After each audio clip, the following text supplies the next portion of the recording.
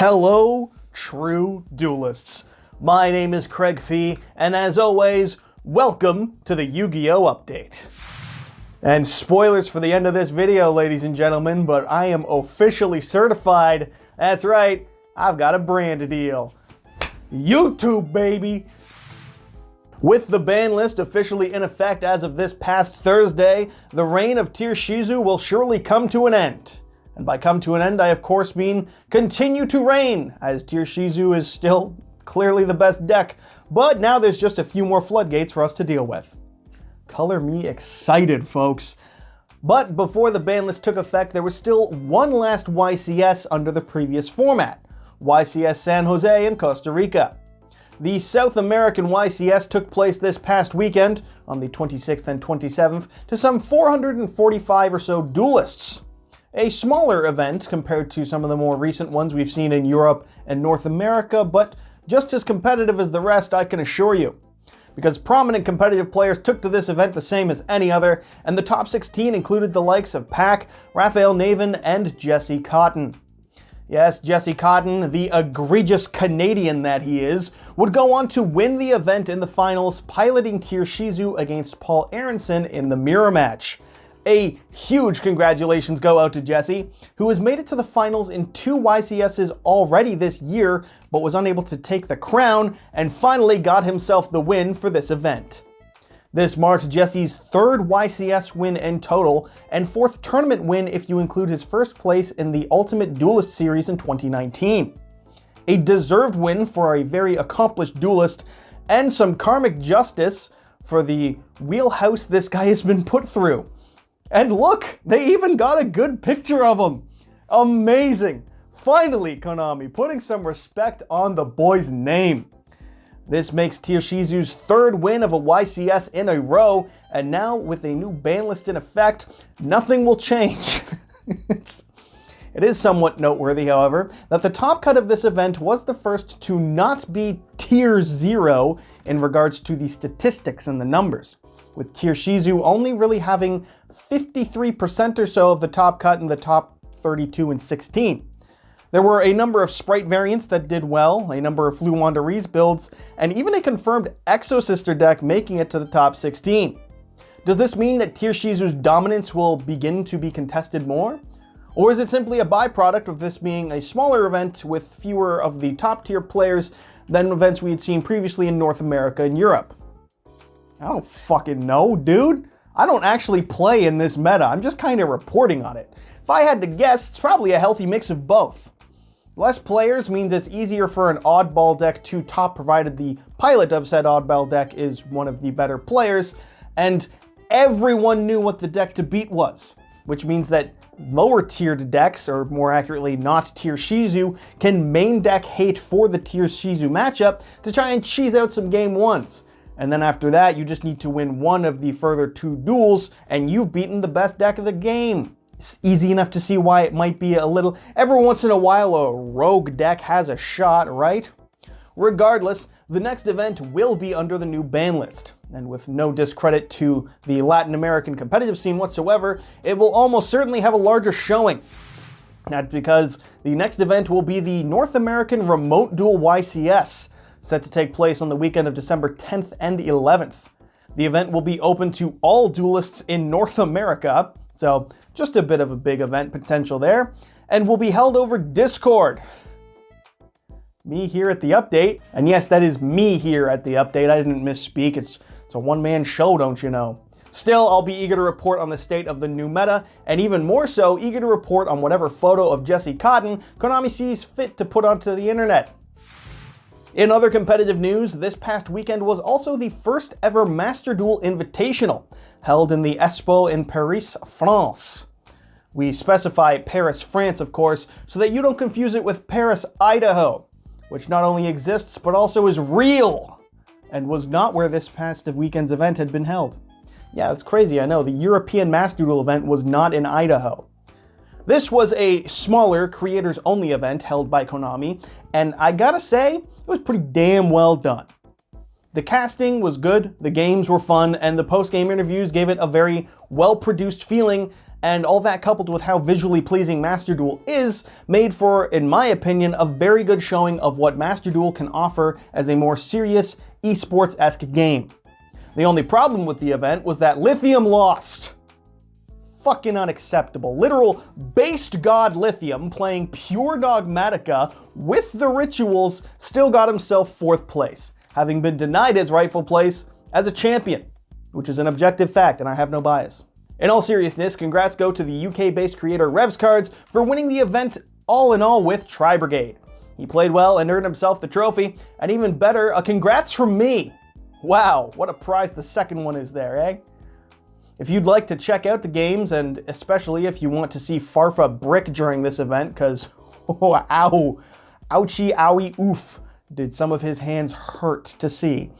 You can go check out each game broadcast during the event over on the Yu-Gi-Oh! Card EU YouTube channel, or even if you just want to see the sick hoodies that participants got for taking part in the event. Matter of fact, speaking of those hoodies, this next bit of news deserves its own segment, so go ahead and play the transition. Yes, the hoodies are indeed pretty damn cool, and there's even a chance you could get yourself one, because Konami EU has announced that they will be running the Master Duel Challenger Cup. Reportedly, this will be 85 free-to-enter tournaments run by both Konami and content creators, exclusively for European players from mid-December through to late February. And even better, apparently prizes for this event will include PS5s, Nintendo Switches, the aforementioned dope-ass hoodies, and the elusive Rescue Rabbit plushies. Yes, it's a damn good day to be a European duelist if you're looking for a chance at getting one of those bunnies. As for we duelists here in North America,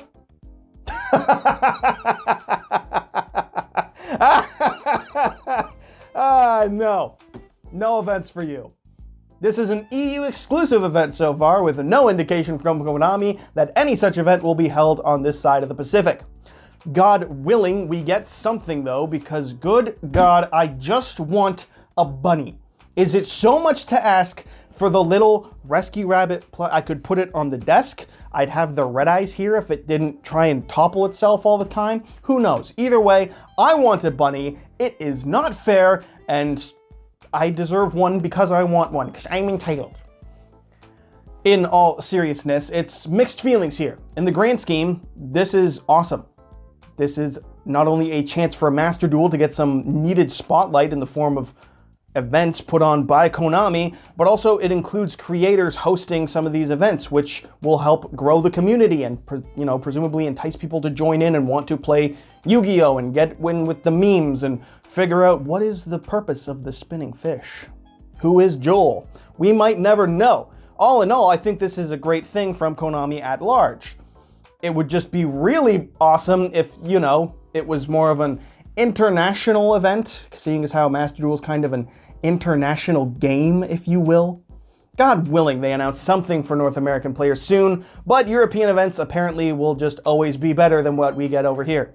So, cool. Love game. And real quick in Master Duel news, there's a new secret pack for some new Labyrinth and Albaz cards, hoo-wee!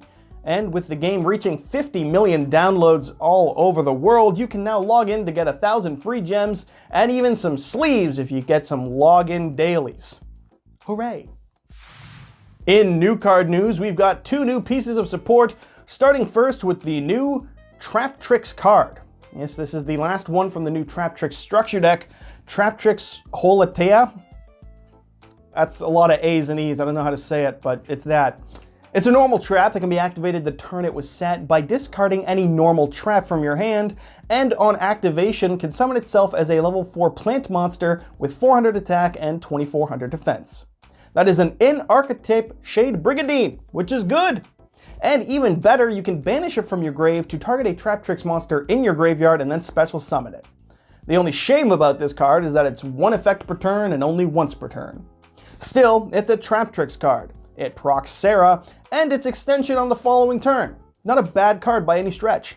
It's just a shame about the whole discard to use it on your own turn. Shade Brigandine might still be preferable in some opening hands for that. And the fact that you're playing Traptrix, and we'll have to deal with the allegations. Or if not, you know, we have the recommended solution for those who take those allegations a little too seriously. As always, we here at The Update do not support violence, only solutions. The other card this week is the first from the new TCG exclusive archetype debuting in Photon Hypernova, the Gold Pride archetype. Yes, at long last.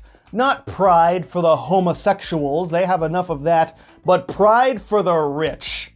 Great to see representation from Konami, and make sure you tip your landlords, ladies and gentlemen, you know, when you play this deck.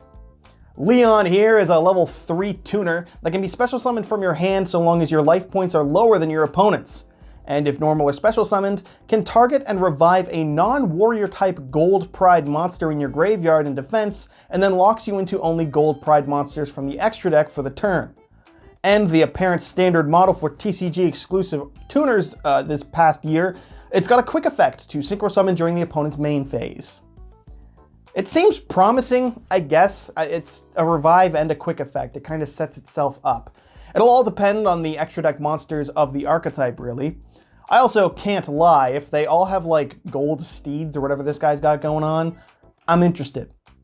Getting to duel and call the opponent a peasant for not having golden cards? Yeah, I can fuck with that. Let's just not have them be terrible. Copium. In community news, it's been an interesting week somewhat, with MBT particularly really embracing his inner liberal by liberally stretching the definition of the term clip, having uploaded a 24-minute discussion video on his Clips channel. It's a brief watch, I can assure you. In it, he went over the problem in the community at large of people watching, you know, dog shit for funsies sealed-only duels and then using said duels as evidence that the content creators making these duels for the purpose of fun and entertainment are representative of their ability in the game at large. To quote Konami representative Douglas Zeef himself, "Commenters don't understand." And boy is that clear when they can't wrap their heads around, say, throwing for content. Now, playing a bad deck for the entertainment value is typically more entertaining than the try-hard, only competitive at all times always. There's a market for it, there's a place for it, but in these sealed-only duels where you only have a limited number of cards to pick from, it's not going to be the cutting-edge definition of competitive gameplay. Going for the risky play is more often funnier, instead of the safe and likely to win play. No, there's no way that could be true. YouTube commenter SentientJeff_369 has clearly stated that he would have done the obvious 16-step combo by inherently knowing that he would top deck the generic spell card that would help him out. And that means everyone else is bad except for him. Fucking hate the internet sometimes, man. I don't have a point here beyond this. You know, just be a dude, not a dick. Not that hard to do. I certainly hope not. I'm not saying that content creators are all amazing at the game, and I'm not saying that mistakes and misplays don't occur, or that people don't miss lethal. But 99% of what it is you're watching on YouTube is a show. It is a series to be enjoyed casually for most of what's really popular on the Yugi-tubing sphere. And you can make jokes about them without being an ass and just saying player bad. Like, try to be original, I guess is the point of it. I don't know, I get a little too spingly about this, and yeah, I just used the word spingly. You're gonna have to figure out what that means, because I don't fucking know. I'm getting off my soapbox now. The message is simple: live by the words of one James A. Janice, and just be good people. And also this week, big trouble for the main man. And by main man, I of course mean Yugi-tuber Ruxin. Yes, the popular pack opening channel found himself in some hot water for some of his sponsorship choices. From one being almost certainly a scam, I feel safe in saying, and the other one being an outright blatant scam from Wizards of the Coast, which is what I'm gonna focus on. Yeah, Magic the Gathering released a product so fucking terrible that Magic the Gathering content creators wouldn't touch it, causing Wizards to reach out to other games creators to try and promote it. And boy, if you think Konami had some terrible products, they have nothing on this. 4 packs of 15 cards, all containing non-tournament legal reprints of some of Magic's oldest cards. Now, From that alone, it doesn't sound terrible. But don't worry, it's not terrible. It's fucking atrocious. Not only are these not legal reprints, you only have a chance at pulling. The 4-packs were to be sold at the oh-so-reasonable price of $1,000. $999 for 60 cards, meaning you're paying about $16.65 per card. You aren't allowed to play them. There's no incentive to buy these over the like $4 proxies you can probably find on eBay, and you might not even get any of the good ones because it's a pack. There's only a chance. Who the fuck approved that? In the midst of the international, oh fuck, everything's expensive that's been going on with like everything everywhere, Wizards of the Coast was just like, fuck it, charge them $1,000 for it. They're gonna buy it anyway. I want the money, charge them for it. Rip them off, who gives a shit? It's a blatant outright slap in the face of fans of Magic, and truly impressive by Wizards. Genuinely an incredibly bad move. And so Magic players were obviously a bit upset by this, and as mentioned, Wizards went out of the circle of standard Magic creators to try and promote this, which Ruxin agreed to do. And I don't fully blame him for this. If you aren't playing Magic and Wizards comes to you, you're not going to assume Wizards has a blatant, awful scam. They're a pretty well-established creator of cards and a safe bet for a sponsorship, I would assume.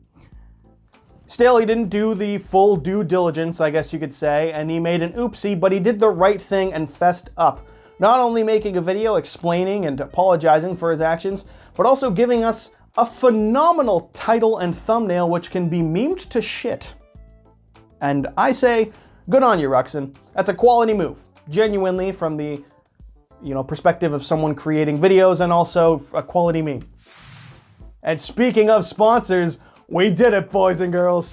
I got a promo code for you. That's right, by using code YGO10STRATS, seen here, you can get yourself 10% off an LFID display for your favorite card. Ooh, that is some fancy stuff. This is a magnetically sealed display designed to showcase one of your favorite or more valuable cards. It makes for a great way to show off to your friends that, yes, you do own a copy of Jerry Beans Man, and yes, you have put it on display so as to be a talking point whenever someone walks into your room. So if you want a way to help the channel and get something to show off your favorite card, go ahead and check out the link in the description for LFID's display. This is my very first sponsorship and it feels applicable to the channel, but I've taken a look and this one seems like something I would actually buy for myself, so I feel confident in recommending it to you.